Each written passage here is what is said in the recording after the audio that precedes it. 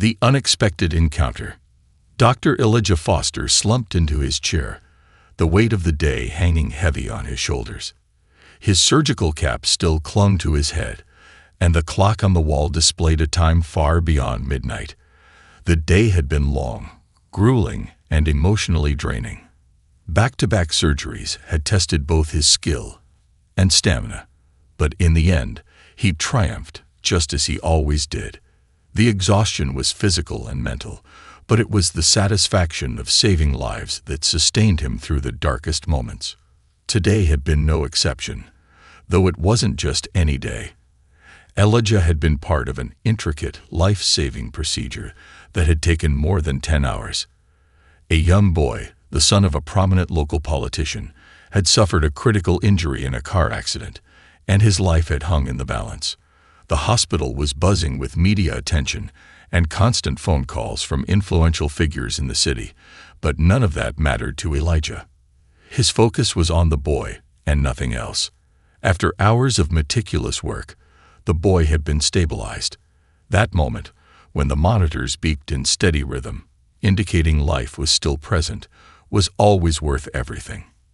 Elijah smiled as he thought about the relief on the family's faces when he had delivered the good news. Despite the accolades and praise that followed from both the family and the hospital staff, Elijah never let it inflate his ego.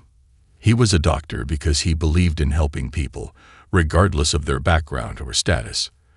The life of that boy was no more important to him than the life of the homeless man he treated the week before, or the elderly woman living in a small, forgotten corner of the city.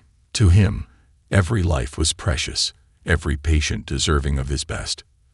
But now, with the weight of exhaustion settling over him, he decided he deserved a reward.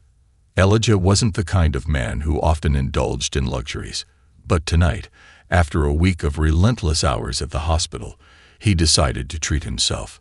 He'd heard his colleagues rave about a particular upscale restaurant downtown, the Argent Star.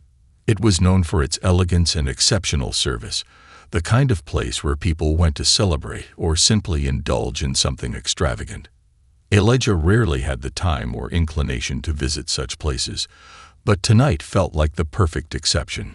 He gathered his belongings, still in his scrubs, which bore the signs of his long day: wrinkles, creases, and faint spots from hurried meals in the staff room.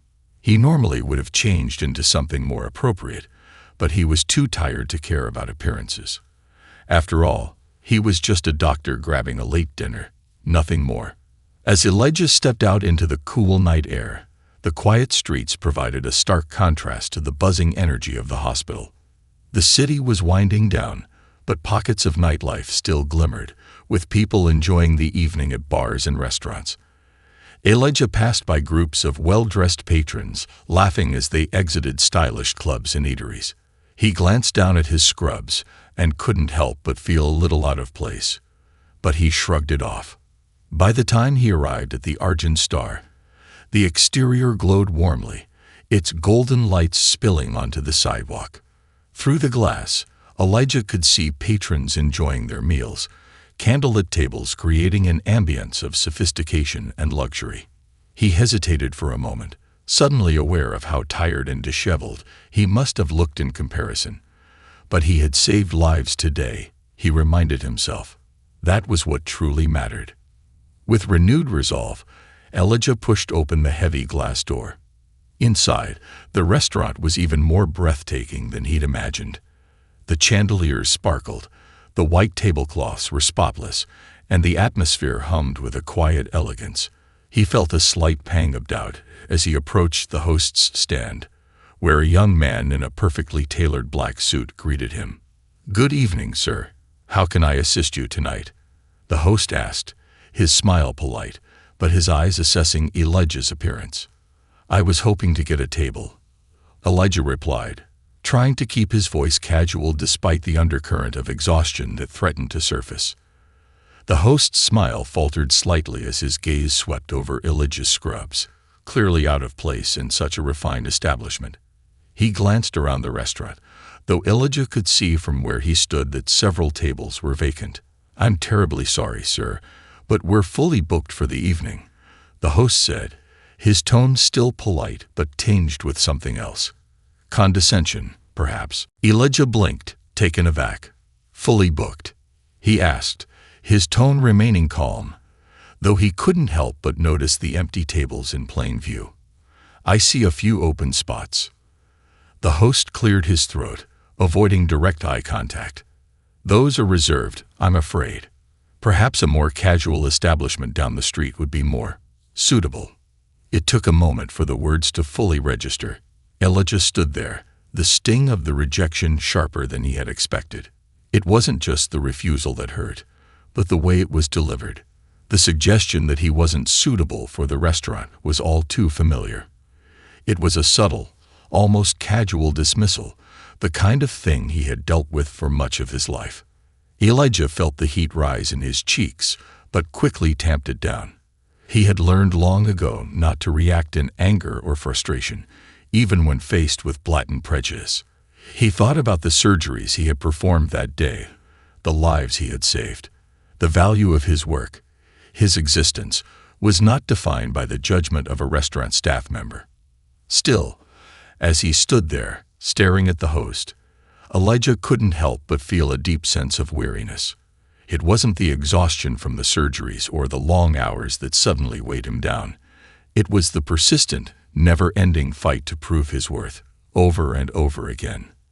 I understand, Elijah said quietly, offering a tight-lipped smile. Thank you for your time. The host nodded curtly, already looking past him toward a couple approaching the stand, dressed in designer clothing, clearly more in line with the restaurant's usual clientele. As Elijah turned to leave, he felt the stares of other patrons following him, their curious, judgmental gazes a stark reminder of the world he lived in. As he stepped back out into the night, the door closing behind him with a soft click, Elijah paused on the sidewalk. The city felt colder now, its bright lights and vibrant energy suddenly distant. His chest ached with the weight of what had just happened, but he squared his shoulders and took a deep breath. He knew this feeling all too well, the familiar burn of discrimination, the quiet indignity of being dismissed without a second thought. But as a black man and a doctor, Elijah had faced far worse. This was just another reminder that the world, no matter how much he had achieved, still saw him through a narrow, prejudiced lens. As he walked away from the Argent Star, Elijah's mind raced. He was tired, yes, but not just from his shift.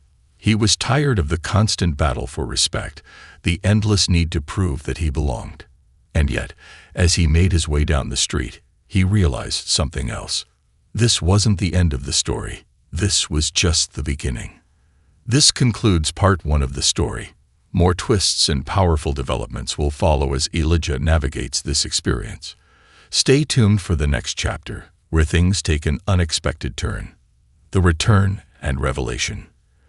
The next morning, Elijah sat at his kitchen table, a cup of black coffee cooling beside him. Sunlight filtered through the thin curtains, casting long shadows across the room. He absently traced the rim of the mug with his finger, his mind replaying the events of the previous night. The sting of rejection still lingered, though he had done his best to push it aside. It wasn't just about the restaurant, he reminded himself. It was about everything that came with it. The quiet, insidious ways society found to remind him that, despite his success, despite his skills and compassion, he was still seen by some as less than. Elijah had faced these obstacles for as long as he could remember, but every now and then, one of them hit harder than expected. He let out a long sigh, running a hand over his neatly cropped hair. He was no stranger to prejudice. Growing up in a predominantly white suburb, he'd been one of the few black students in his school. He was used to the side glances, the whispered comments, the surprise when he aced an exam or outshone his classmates. His journey to becoming a doctor had been littered with obstacles, from the systemic racism embedded in academic institutions to the unspoken but ever-present doubts of his peers. But through it all, he persisted. Elijah had refused to be defined by the narrow expectations others placed on him. He had fought, studied, worked harder than anyone else, driven by a fierce determination to not only succeed but to excel. And now, as one of the top surgeons in the city, he knew he had earned his place. But moments like last night reminded him that, to some, it didn't matter how much he had achieved. They only saw his skin, his clothes, his appearance. They didn't see the man who had spent years saving lives, who had poured his heart into his work, who had sacrificed sleep and comfort to be there for his patients. No, to them, he was just a black man in scrubs, unworthy of a seat at their table. He picked up his phone, idly scrolling through messages and emails. His colleagues had sent their usual congratulations after the successful surgery, praising his skill and precision. There was a note from the hospital's administration thanking him for his tireless work, and yet none of it seemed to shake the heaviness in his chest. As he took another sip of coffee, a thought flickered in his mind. Maybe he needed to go back, not to prove a point, but to confront the situation head-on. Walking away quietly had felt like the dignified thing to do at the time, but now, in the quiet of his apartment, it gnawed at him. Was he letting them win by staying silent? The idea of returning to the Argent Star made his stomach twist slightly, but there was something about it that appealed to his sense of justice. Elijah wasn't one to seek confrontation, but he also wasn't the type to shy away from addressing an injustice. It was part of his job. He advocated for patients, fought for better treatment for those marginalized by society, and worked to change the very system that often sidelined people like him. He made up his mind. Tonight, he would go back. The day passed slowly, filled with routine checkups, consultations, and a quick emergency surgery. By the time his shift ended, Elijah felt the familiar ache in his feet, the tiredness pulling at the edges of his consciousness. But tonight, unlike the night before, he wasn't going to let fatigue hold him back. Instead of heading home, Elijah drove to his favorite tailor, a small, family-owned shop nestled in a quiet part of the city. The tailor, Mr. Nguyen, greeted him with a wide smile as soon as he stepped through the door. "Dr. Foster, always a pleasure to see you," Mr. Nguyen said, his eyes crinkling with warmth. "What can I do for you today?" Elijah returned the smile, though it didn't quite reach his eyes. "I need something special tonight, Mr. Nguyen. A sharp suit, maybe a little flashier than my usual." Mr. Nguyen raised an eyebrow, clearly intrigued. "Special occasion." "Something like that," Elijah replied vaguely. He didn't want to get into the details, but Mr. Nguyen seemed to understand. "Say no more," the tailor said with a knowing nod. "I've got just the thing." Half an hour later, Elijah stepped out of the shop, feeling transformed. The custom-made suit Mr. Nguyen had prepared for him was nothing short of perfection. Deep navy, tailored to his frame with precision, and paired with a crisp white shirt and a silver tie. It was understated yet undeniably elegant, a far cry from the scrubs he had worn the night before. The suit felt like armor, a symbol of the dignity and respect that should have been afforded to him without question. As Elijah made his way to the Argent Star, he couldn't help but feel a sense of anticipation. This time, things would be different. This time, they wouldn't dismiss him based on appearances. But it wasn't just about the suit, the clothes, or even the restaurant. It was about reclaiming his space, standing tall in the face of prejudice, and refusing to be diminished by it. When he arrived, the restaurant looked exactly as it had the night before, its golden light spilling onto the street, casting a warm glow on the polished sidewalk. But tonight, Elijah was different. He walked through the doors with a quiet confidence, his head held high, his eyes steady.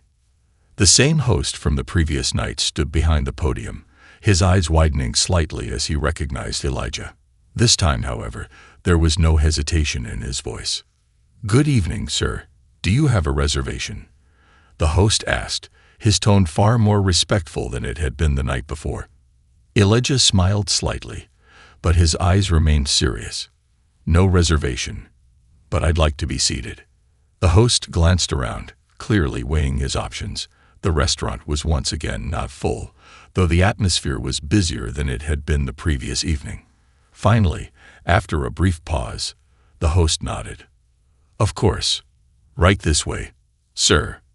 As Elijah followed the host through the restaurant, he could feel the eyes of the other patrons on him. The whispers had started again, but this time they were different. People weren't questioning his presence. They were admiring him, noting his polished appearance, perhaps even trying to place him.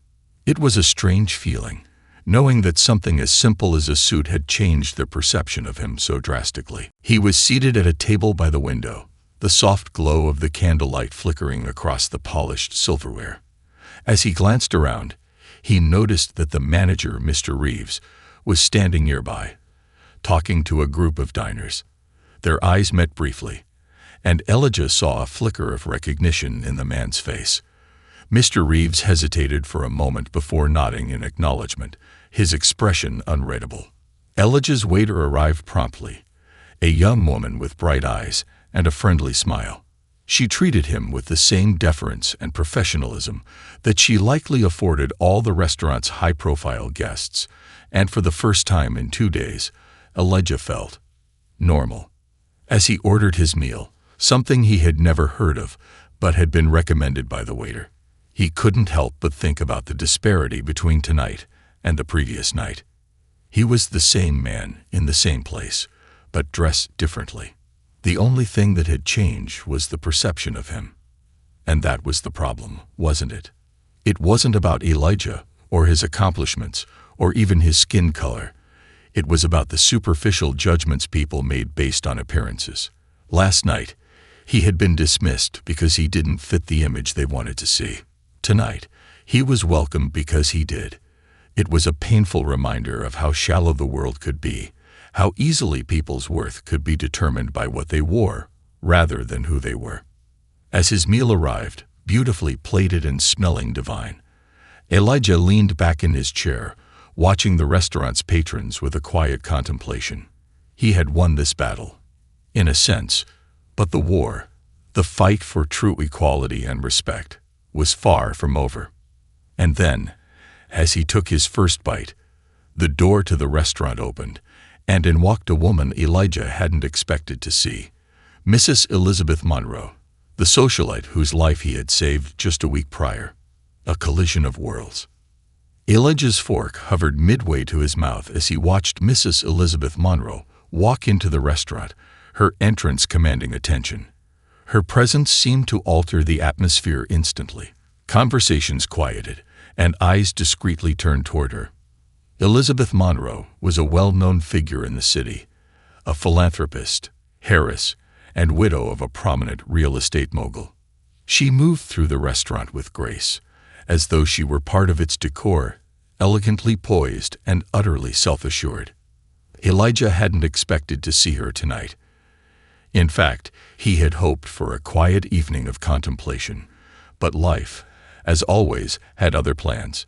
Just a week ago, Elizabeth had been lying on a hospital bed, her life hanging in the balance. The complicated surgery Elijah had performed had saved her life. Her gratitude had been genuine, her smile warm and sincere. Yet here she was now, stepping into a world where Elijah, despite all his accomplishments, still felt like an outsider. As she approached the host's stand, Elijah considered waving or calling her name, but something stopped him. He didn't want to mix the professional with the personal, and he certainly didn't want to create a scene. He wanted this evening to be about reclaiming his dignity after the humiliating treatment he had endured the previous night. Besides, he wasn't entirely sure how Elizabeth would react to seeing him in this context. The host greeted her with the kind of respect that was reserved for the wealthiest and most important patrons. There was no question about her reservation, no scrutinizing glances at her attire. She was welcomed as she always was, as if the restaurant belonged to her. Mrs. Monroe smiled graciously and allowed herself to be led to a table in the center of the restaurant, just a few spots away from where Elijah sat. She hadn't noticed him yet, and he wasn't sure if that was a good or bad thing. He took another bite of his meal, trying to focus on the flavors, the textures, but his mind kept drifting back to the scene unfolding before him. Elizabeth took her seat, her posture as straight as ever, her hands delicately adjusting the silverware in front of her. The waiter arrived immediately, offering her the restaurant's most expensive wine without a menu. She nodded politely, and in that moment, Elijah couldn't help but feel a pang of recognition. He had seen this play out so many times before, wealth and privilege granting automatic access to the finest things, while others like him had to fight for the simplest gestures of respect. It was then that Mrs. Monroe's eyes lifted from the menu she hadn't really needed, and they locked onto Elijah's. Her brows furrowed slightly, as though she couldn't quite place him out of context, but after a brief pause, recognition dawned on her face. Her lips parted in surprise, and for a moment, it seemed as though she might stand and come over. Elijah braced himself, unsure of what to expect. But instead, Elizabeth merely smiled, a faint, almost imperceptible smile, and nodded in his direction before turning her attention back to the waiter. The entire exchange took less than a few seconds, but it left Elijah unsettled. There was something in the way she had acknowledged him, polite, distant, almost as if she were mentally placing him in the other category. She had been warm and friendly in the hospital, but here, in this world, there was a subtle shift. It was as though the unspoken rules of society had built an invisible barrier between them. Elijah sat back, his appetite waning. He was suddenly keenly aware of the different lives they led, how even after saving her life, his place in her world was conditional. He belonged in the hospital, where he was the man with the power to heal, to save. But in the world of high society, fine dining, and privilege, he was just another face in the crowd, noticed, perhaps, but never fully embraced. As he pondered this, something unexpected happened. As the evening wore on, more high-profile diners entered the Argent Star, adding to the mix of well-dressed patrons and muted conversation. Elijah could hear snippets of discussions about business deals, charity events, and upcoming galas. These were people who lived in a different reality, insulated by their wealth and status. And in that moment, Elijah couldn't help but think about the patients he had treated, many of whom had come from these very circles, and how little they knew or cared about the world beyond their bubble. But then, something caught Elijah's attention. Across the room, one of the waiters, a young black man in his early 20s, was being berated by an older couple seated near the kitchen. The man, dressed in an impeccable suit, waved his hand dismissively at the waiter, his voice carrying across the restaurant. "I asked for my steak medium rare, not well done." The man barked, his face red with irritation. "Do you not understand the difference, or are you just incapable of following simple instructions?" The waiter's shoulders slumped slightly, but he maintained a professional demeanor. "I'm very sorry, sir," he said, his voice calm and controlled. "I'll have the kitchen remake it for you right away." "That's not the point," the man snapped. "The point is that I shouldn't have to ask twice. This is a 5-star restaurant, and I expect 5-star service." Elijah watched as the young waiter nodded apologetically and hurried toward the kitchen. The scene stirred something in him, a deep sense of frustration and empathy. He had been in that position before, not as a waiter, but as a young black man navigating a world that expected him to prove his worth over and over again, no matter how capable or accomplished he was. Moments later, the manager, Mr. Reeves, appeared at the couple's table, his expression one of concern and urgency. He spoke to them in hushed tones, offering his sincerest apologies, and the couple, satisfied with the attention, eventually nodded and waved him away. The whole exchange had lasted only a few minutes, but the impact lingered. Elijah's eyes followed the waiter as he returned to the kitchen. He could see the tension in the young man's posture, the quiet resignation of someone who had learned to endure such treatment. It wasn't right. It wasn't fair. And yet, it was all too common. Something inside Elijah snapped. He couldn't just sit there and watch this play out. He had already experienced his own humiliation in this very restaurant, but now, witnessing someone else endure the same kind of indignity, he realized he couldn't remain silent any longer. Elijah stood up, his napkin falling to the table as he pushed his chair back. Heads turned as he made his way toward the kitchen, but he ignored them. He wasn't doing this for attention. He was doing it because it was the right thing to do. As he approached the waiter near the kitchen doors, Elijah placed a gentle hand on the young man's shoulder. The waiter looked up, startled, his eyes wide with surprise. "You're doing a great job," Elijah said softly, his voice steady. "Don't let them get to you." The waiter blinked, clearly caught off guard. I'm just trying to do my job, sir." "I know," Elijah replied, his voice filled with understanding. "But you shouldn't have to deal with that kind of disrespect. You deserve better." Before the waiter could respond, Mr. Reeves appeared, his expression one of controlled frustration. "Is there a problem, Dr. Collins?" he asked, his tone clipped. Elijah turned to face the manager, his eyes unwavering. "Yes, there is a problem, Mr. Reeves. This young man is being treated unfairly, and it's not the first time I've seen it happen in this restaurant." Mr. Reeves's eyes narrowed slightly, but he maintained his professional facade. "I assure you, we take all complaints seriously, and I'll be happy to address any issues with the staff internally." "That's not enough," Elijah said firmly. "The problem isn't just with the staff. It's with the culture of this place. The way you treat people who don't fit into your idea of what's acceptable. I experienced it myself last night, and now I'm seeing it happen to someone else." The entire restaurant seemed to fall silent as Elijah spoke, his words carrying through the room.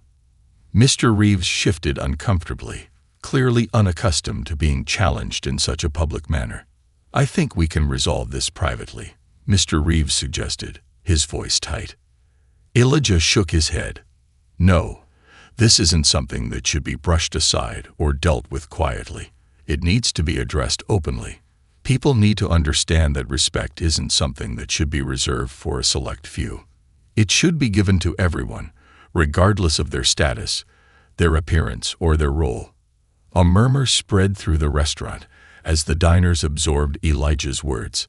Some looked uncomfortable, while others seemed to nod in agreement. Mrs. Monroe, seated a few tables away, watched the scene unfold with a curious expression, her eyes flicking between Elijah and Mr. Reeves. Elijah turned back to the young waiter, his voice softening. "You don't have to tolerate this. You're better than this." The waiter's eyes glistened with unused tears, but he stood a little taller, his chin lifting slightly as if Elijah's words had given him a newfound sense of strength. With that, Elijah turned and walked back to his table, his heart pounding in his chest. He had no idea what the fallout from this would be, but he didn't care. He had said what needed to be said. As he sat down, the atmosphere in the restaurant had shifted. The once hushed tones of polite conversation had given way to a more thoughtful silence. Elijah could feel the weight of the stares on him, but for the first time in a long time, he felt a sense of peace, the reckoning and resolve. The ripple of silence that had settled over the restaurant lingered for several long, tense moments after Elijah returned to his seat. The subtle clinking of silverware and the low murmur of conversation gradually resumed, but the atmosphere had changed. The patrons were no longer fully absorbed in their own affairs. They were watching Elijah, processing the confrontation that had just unfolded. Some faces were impassive, but others were filled with quiet recognition. Elijah had spoken out not just for himself, but for anyone who had ever felt marginalized in this elite world. Elijah's pulse gradually slowed, but he could still feel the adrenaline coursing through his veins. He glanced down at his unfinished meal, the once appealing dish now cold and unappetizing. He pushed the plate away, leaning back in his chair and allowing himself a moment to breathe. He knew that what he had done would have consequences. The confrontation with Mr. Reeves was not going to go unnoticed. Across the room, Elizabeth Monroe remained in her seat, but her eyes never left him. She had watched the entire exchange with a look of surprise and something else, perhaps admiration. Elijah couldn't be sure. They had shared a professional connection, but tonight, something had shifted. He had revealed a part of himself that went beyond the operating room, a part of him that Elizabeth had likely never seen. And now he was certain she would view him differently. Before he had a chance to dwell on that thought, Mr. Reeves reappeared. The manager approached Elijah's table with an expression that was tightly controlled but unmistakably tense. He cleared his throat before speaking, drawing the attention of the nearby diners once again. "Dr. Collins," Mr. Reeves began, his voice carefully measured, "I want to apologize for any misunderstanding or discomfort that may have arisen tonight. That was certainly not our intention." Elijah met his gaze, sensing the discomfort radiating from the manager. This was not an apology born from genuine remorse, but rather one aimed at damage control. The restaurant's reputation was at stake, and Elijah's public stand had put Mr. Reeves in an awkward position. "There was no misunderstanding, Mr. Reeves," Elijah said calmly. "What happened here tonight, and what happened to me last night, are part of a larger problem. It's not just about a single incident. It's about how people are treated based on assumptions about who they are and what they're worth." Mr. Reeves's jaw tightened. "I understand that, sir. We certainly don't want any of our patrons to feel uncomfortable or unwelcome.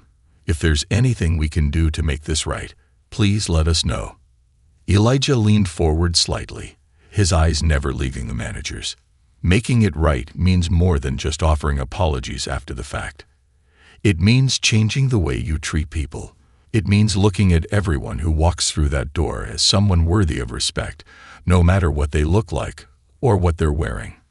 The manager nodded stiffly, clearly eager to end the conversation. "We'll certainly take that into consideration. Again, we deeply regret any offense caused."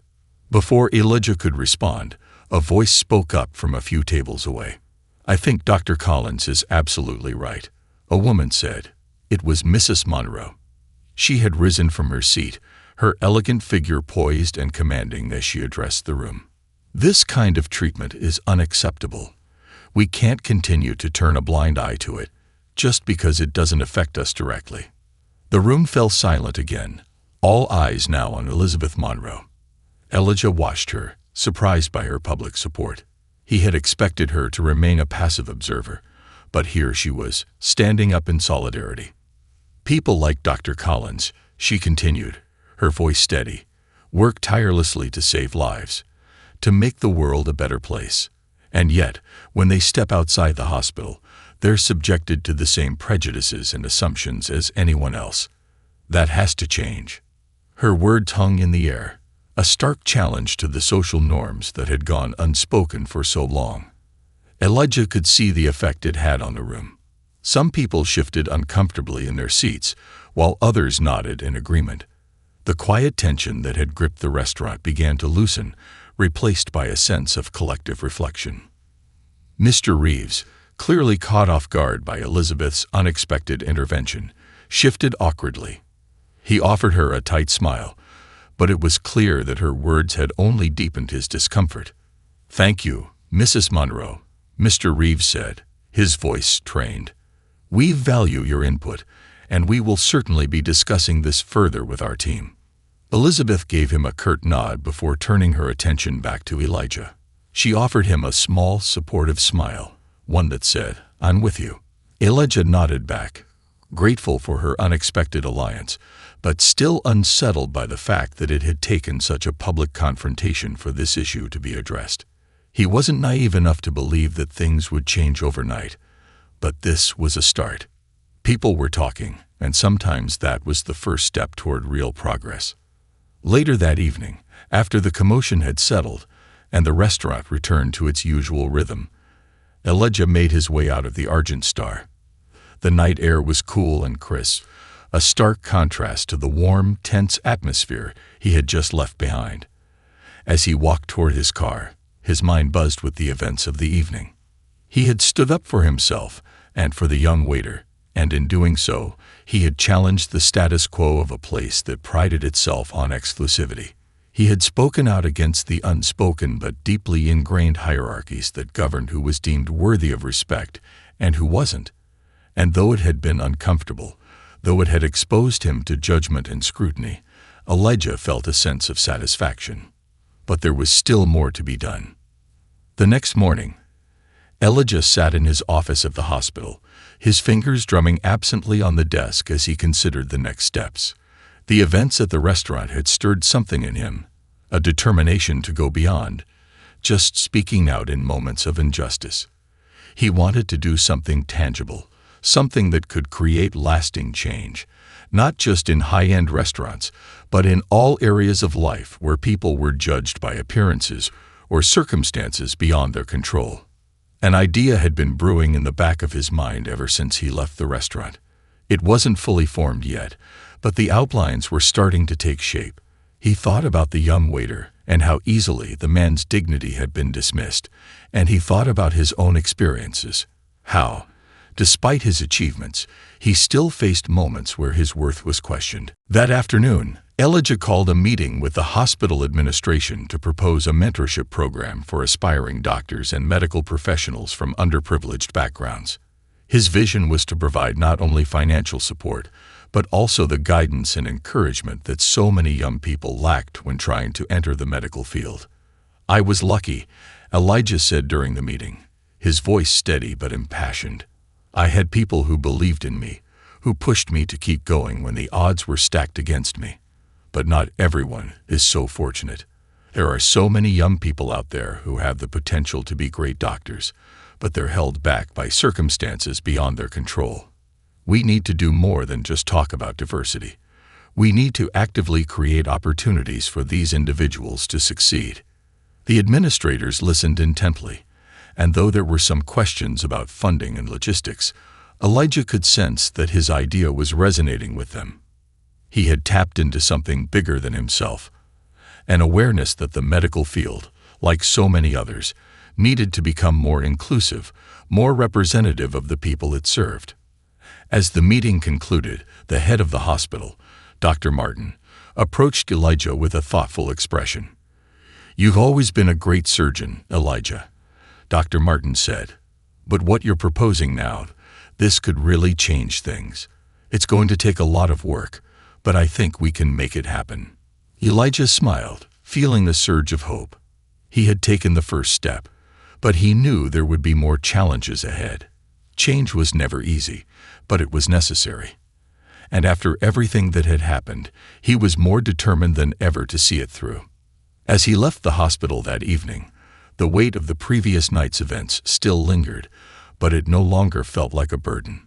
Instead, it felt like a call to action, a reminder that even in the face of prejudice and adversity, there was always a way to make a difference. Elijah wasn't just fighting for himself anymore. He was fighting for everyone who had ever been told they didn't belong. And that was a battle worth fighting. By the end of the week, Elijah's mentorship proposal had been formally accepted by the hospital board. News of the program spread quickly, and within days, Elijah found himself at the center of a movement that extended far beyond the hospital walls, a catalyst for change. The next morning, Elijah found himself in unfamiliar territory. News of the previous night's incident at the Argent Star had spread much faster than he could have anticipated. By the time he arrived at the hospital, whispers of what had transpired were already making their way through the halls, from the nurses' stations to the surgeon's lounge. It wasn't just the staff at the hospital who were buzzing with curiosity and admiration. Elijah's phone had been flooded with messages, emails, and calls from colleagues, friends, and even strangers, all offering words of support and encouragement. As he stepped through the hospital's front doors, he was greeted by a familiar face, one of the young interns he had been mentoring for the past few months, Malik. The young man's eyes were wide with excitement, and he practically bounced on his toes as he approached Elijah. "Dr. Collins," Malik called, his voice full of enthusiasm. "I just heard about what happened at the restaurant. Man, you're a hero. You really stood up to those guys." Elijah gave Malik a warm smile, though he could feel a slight twinge of discomfort at being called a hero. He had never sought the spotlight, and though he had no regrets about what he had done, the sudden attention felt overwhelming. "I'm no hero, Malik," Elijah said, his tone gentle but firm. "I just did what anyone should do when they see something wrong. It wasn't about me.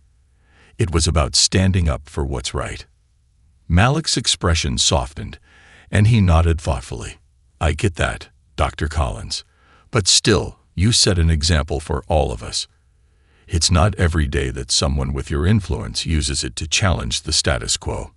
That takes courage. Elijah nodded, appreciating the sentiment. Thanks, Malik. But remember, it's not just about one moment. Real change takes time and consistency. It's about what we do every day, not just when we're in the spotlight. Malik smiled and seemed to absorb the lesson, though Elijah could still sense the lingering admiration in the younger man's eyes. After exchanging a few more words, Malik headed off to his rounds, leaving Elijah alone with his thoughts. As he made his way through the hospital corridors, Elijah couldn't help but reflect on how far he had come. Growing up in a working-class neighborhood where opportunities were scarce, he had always known that becoming a doctor would be an uphill battle. The road had been filled with obstacles, racial prejudice, financial hardship, and a constant need to prove himself to those who doubted his abilities.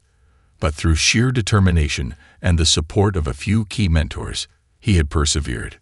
Now, as a successful surgeon, Elijah was in a position of influence, but the struggles he had faced along the way had never truly left him. The incident at the Argent Star had reminded him of the harsh realities that still existed, not just for himself, but for countless others who were marginalized or overlooked because of their race, background, or socioeconomic status. The stark reminder had reignited something within him, a desire to do more than just practice medicine, to use his platform to address the deeper systemic issues that plague society. As the day wore on, Elijah's mind kept returning to the mentorship program he had proposed during the hospital meeting. He knew that if he wanted to create real, lasting change, it would take more than a single incident or a solitary voice. It would require a collective effort, a network of people who shared his vision and were willing to take action. That evening, Elijah sat in his modest office, his desk cluttered with medical charts and notes. But instead of focusing on his usual surgical cases, his attention was drawn to a blank sheet of paper in front of him. He tapped his pen against the desk, deep in thought as he considered how best to implement his mentorship program. His phone buzzed, interrupting his thoughts. When he glanced at the screen, he was surprised to see a message from Elizabeth Monroe. They had parted ways at the restaurant with little more than a nod, but now her name flashed on his screen, accompanied by a simple message: "We need to talk." Curious, Elijah typed out a quick response, agreeing to meet her at a nearby cafe the following evening. He didn't know what she wanted to discuss, but after the events at the Argent Star, he had a feeling it wasn't just about casual pleasantries. The next evening, Elijah arrived at the cafe, a small, cozy spot tucked away from the bustling city streets. He spotted Elizabeth seated by the window, her expression thoughtful as she sipped from a steaming cup of coffee. When she saw him approach, she offered a warm smile and gestured for him to join her. "Thank you for coming, Elijah," she said as he took a seat across from her. "I wanted to speak with you privately about what happened the other night, and about what comes next." Elijah raised an eyebrow, intrigued by her directness. "Go on." Elizabeth leaned forward, her gaze intense. "You know what you did at the Argent Star. It wasn't just brave, it was necessary. That place has operated under the same unspoken rules for far too long, and people like Mr. Reeves have gotten away with treating others unfairly because no one has ever called them out on it. But now, thanks to you, people are paying attention." Elijah listened quietly, letting her words sink in. "I've been thinking a lot about what you said," Elizabeth continued, "about how real change doesn't happen overnight, but it starts with moments like that, moments where people stand up and say, 'Enough is enough.' I've spent a lot of time in the world of high society, and I've seen firsthand how exclusionary it can be. But I've also seen how people like you, people who break the mold, can push those boundaries." She paused, taking a sip of her coffee before continuing. "That's why I want to help you, Elijah. I want to be part of whatever you're planning, whether it's your mentorship program or something bigger. You have the ability to make real change, and I want to use my influence to support that." Elijah was taken aback by her offer. He had always respected Elizabeth as a patient and a person, but he hadn't expected her to take such a personal interest in his cause. He knew that her support could open doors that had previously been closed to him, doors that led to the kinds of resources and connections he would need to make his mentorship program a reality. "Elizabeth, I appreciate that," Elijah said, his voice sincere. "But this isn't just about me. If we're going to make real change, we need to get more people involved, people from all walks of life, not just the elites." Elizabeth nodded thoughtfully. "You're right, and that's why I think we need to approach this from multiple angles. Your mentorship program is a great start, but we also need to raise awareness about what's happening in places like the Argent Star, but also about the broader issues of inequality that exist in our society. We need to make people care, Elijah." Elijah's mind raced as he considered her words. She was right. The mentorship program was just one piece of the puzzle. To create real, lasting change, they needed to shift the cultural narrative, to challenge the assumptions and biases that led to incidents like the one at the Argent Star in the first place. "Let's do it," Elijah said, his resolve solidifying. "Let's build something that makes people pay attention." In the weeks that followed, Elijah and Elizabeth worked tirelessly to bring their vision to life. Together, they began to organize a series of events and initiatives aimed at raising awareness about social inequality and creating opportunities for underprivileged youth. The mentorship program, which Elijah had initially envisioned as a small hospital-based initiative, quickly grew into something much larger, a citywide movement that attracted attention from media outlets, philanthropists, and activists alike. Elizabeth used her connections to secure funding and sponsorships for the program, while Elijah reached out to his network of medical professionals and educators, recruiting mentors who were passionate about helping the next generation of doctors and healthcare workers. The program's mission was clear: to provide mentorship, guidance, and support to young people from disadvantaged backgrounds who aspired to careers in medicine but lacked the resources or connections to pursue their dreams. Word spread quickly, and before long, applications for the program began pouring in. Young men and women from all corners of the city, many of whom had never dared to dream of becoming doctors, found themselves with newfound hope. For the first time, they saw a path forward, one that had been forged by someone who understood their struggles, someone who had once been in their shoes. But the program wasn't just about providing career opportunities. Elijah and Elizabeth made it a point to include workshops and seminars on leadership, advocacy, and social justice, teaching the participants not only how to succeed in their chosen fields, but also how to use their voices to affect change in their communities. As the program gained momentum, Elijah found himself more fulfilled than he had ever been in his career. Each day, he saw the impact they were making, not just on the lives of the participants, but on the city as a whole. Conversations about inequality, discrimination, and systemic injustice were happening in places where they had once been ignored, and people were starting to realize that change was possible. For Elijah, this was only the beginning. The power of visibility. The day after the incident at the Argent Star, Elijah Collins awoke to an unexpected surge of attention. His morning routine, typically calm and focused, preparing him for another day of surgery and patient care, was interrupted by a flood of notifications on his phone. Texts, emails, and social media mentions piled up in numbers he hadn't seen before. It seemed like everyone he knew, and even many people he didn't, were eager to talk about what had happened. Elijah had always been a private man, more interested in his work than in public attention. But now, it seemed as if the world had taken notice of him in a way that was impossible to ignore. The night before, he had been denied a seat at a restaurant because of the color of his skin and the assumption that he wasn't one of them.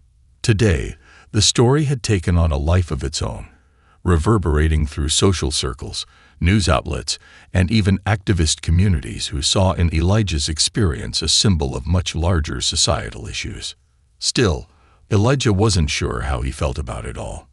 He hadn't gone to the Argent Star to make a statement. He had just wanted to enjoy a quiet meal after a long shift. But now, he was thrust into the spotlight as a figure of resistance, a role he hadn't asked for, but couldn't easily walk away from. Later that morning, as he prepared to head to the hospital, Elijah received a call from his hospital's PR department. He answered, half expecting it to be another well-wisher or a curious colleague. "Elijah," the voice on the other end said, "it's Grace from PR. We need to talk about what's happening." Elijah exhaled, leaning against his kitchen counter. "Yeah, I figured this might be coming. We've been flooded with media inquiries all morning," Grace continued. "People want to know more about you, your story, your background, what happened last night. Some are even asking if the hospital has a statement." Elijah ran a hand over his face, feeling the weight of the situation. "I'm just a surgeon, Grace. I didn't plan for any of this." "I know," she replied gently. "But you're more than just a surgeon. You're a highly respected black doctor in a city where representation matters. What happened to you at that restaurant? It's a reflection of what a lot of people are still dealing with. People want to hear from you because your voice has weight." He paused, considering her words. He hadn't thought of it that way, hadn't seen himself as a potential advocate for something larger than his own experience. But now that the spotlight was on him, he realized he couldn't ignore the opportunity.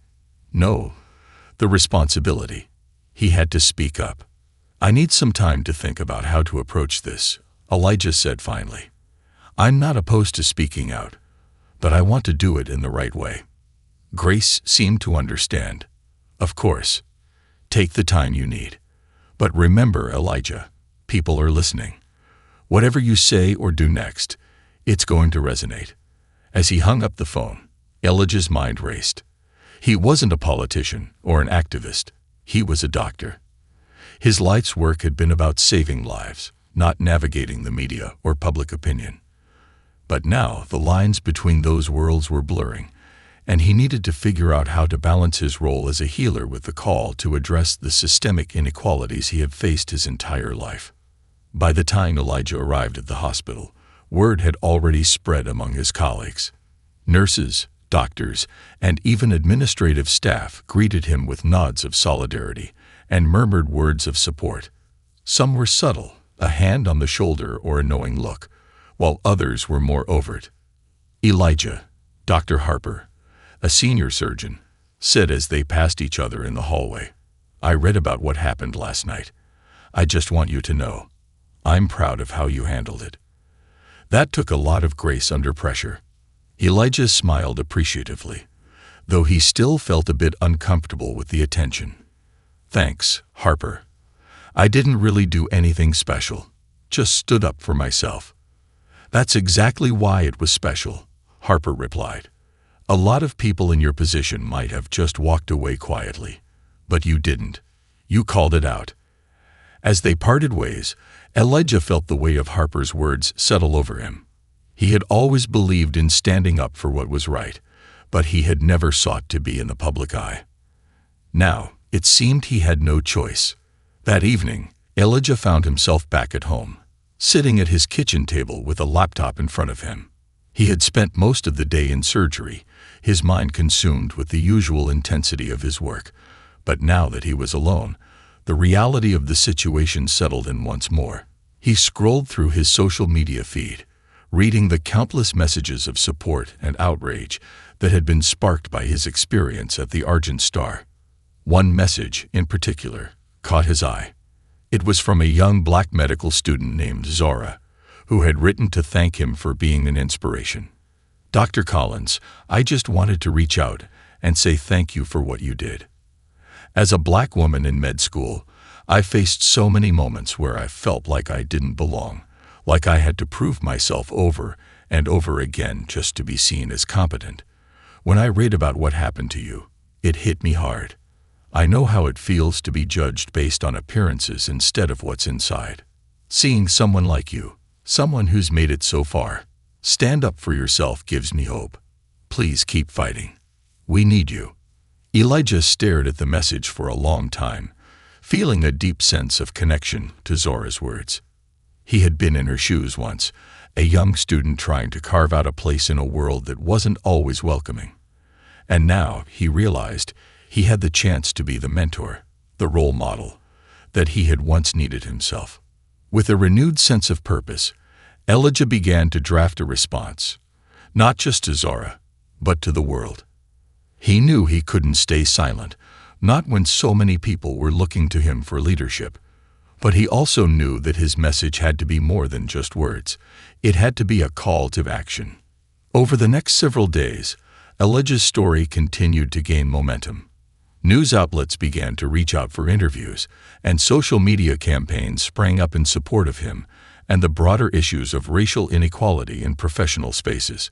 But rather than let the narrative spiral out of his control, Elijah took the reins. He penned a powerful op-ed for a prominent medical journal, detailing not only his experience at the Argent Star, but also the systemic challenges faced by Black professionals in medicine. He spoke about the microaggressions, the unspoken barriers, and the constant pressure to be twice as good to be seen as equal. But he also highlighted the importance of mentorship, community, and resilience, the very things that had helped him navigate his own path. The piece quickly went viral, resonating with a wide audience, both within and outside the medical community. Elijah's voice became a beacon for those who had faced similar struggles, and his message of perseverance and equality struck a chord with people from all walks of life. Soon, Elijah found himself invited to speak at conferences and panels, where he shared his story and advocated for greater representation and support for underrepresented groups in medicine. He knew that real change wouldn't happen overnight, but he was determined to be part of the solution. One evening, after a particularly long day at the hospital, Elijah received a call from an unexpected source. It was Elizabeth Monroe, the socialite whose life he had saved just a few weeks earlier. She had been following his story closely and had something she wanted to discuss. "Elijah," she said, her voice warm and sincere, "I've been thinking a lot about what's been happening, and I believe there's more we can do. You've sparked a conversation that needs to happen, but I think we can take it further. I want to help you in whatever way I can. Let's work together to make sure that no one else has to go through what you did." Elijah was taken aback by her offer, but felt a surge of gratitude. He had always respected Elizabeth as a patient, but now he saw her as an ally in a much larger fight. "I appreciate that, Elizabeth," Elijah said. "This is bigger than just me. It's about changing the way we see each other and the way we treat each other in every part of society." Together, they began to brainstorm ways to leverage their combined influence. Elizabeth, with her connections in high society, would help secure funding for Elijah's mentorship program, while Elijah would continue to advocate for diversity and inclusion within the medical field and beyond. The partnership felt like the beginning of something monumental, an opportunity to not only address the specific injustices Elijah had faced, but to tackle the broader issues of inequality that had persisted for far too long. As they made plans for the future, Elijah couldn't help but feel a sense of hope. He hadn't asked to be thrust into the spotlight, but now that he was there, he knew exactly how he wanted to use it. This wasn't just about him. It was about all the young Black doctors, students, and professionals who needed to see that change was possible. It was about creating a world where no one would ever have to question whether they belonged. And Elijah was ready to lead the way. A new legacy. Weeks had passed since Elijah Collins' confrontation with the Argent Star, and his life had taken an entirely new direction. The incident, which had initially filled him with frustration and sorrow, had sparked a movement much larger than he had ever imagined. The city was buzzing with conversations about racial inequality, especially in spaces where wealth, status, and professionalism often dictated who was seen and respected. But more than that, Elijah had become a symbol of resilience and change, not only in medicine, but across all sectors of society. As he walked through the hospital corridors one early morning, Elijah was greeted with warm smiles and nods of acknowledgement from his colleagues. There was a renewed sense of camaraderie in the air, as if the hospital staff had collectively decided to stand together in the face of systemic bias. The hospital administration had also taken notice of Elijah's growing influence and had started working with him on several diversity and inclusion initiatives aimed at fostering a more inclusive environment for staff and patients alike. However, today was different for Elijah. He wasn't just a surgeon walking into his usual set of operating rooms and patient consultations. Today marked the launch of the Collins Fellowship for Underrepresented Youth in Medicine, a program Elijah had spent countless hours developing since the night he had been denied service at the restaurant. With the help of Elizabeth Monroe and a coalition of prominent local figures, they had raised enough funding to make this dream a reality. The fellowship was designed to provide mentorship, scholarships, and hands-on medical training opportunities for young students from marginalized backgrounds, particularly Black and minority students who had long been underrepresented in the medical field. The opening ceremony was scheduled for the afternoon, and Elijah was both excited and nervous. Public speaking had never been his forte, and the sheer importance of the event weighed heavily on his mind. As much as he wanted to celebrate this milestone, he knew the hard work was only just beginning. By the time Elijah arrived at the community center where the ceremony was being held, the auditorium was packed. Dozens of students, many of them wide-eyed and eager, sat in the front rows. Behind them were representatives from local schools, medical professionals, activists, and community leaders. Reporters from various news outlets lined the back of the room, their cameras ready to capture the event. In the front row, Elijah spotted Elizabeth Monroe, sitting alongside the hospital's board members and other donors who had made the fellowship possible. Elijah took a deep breath as he was called to the stage. As he approached the podium, the crowd erupted into applause. He paused for a moment, taking in the sight of so many people gathered for something that had grown far beyond a personal story of discrimination. This wasn't about him anymore. This was about building a future for those who had been overlooked for too long. He adjusted the microphone and began. "Good afternoon, everyone. Thank you for being here today," Elijah said, his voice steady but filled with emotion.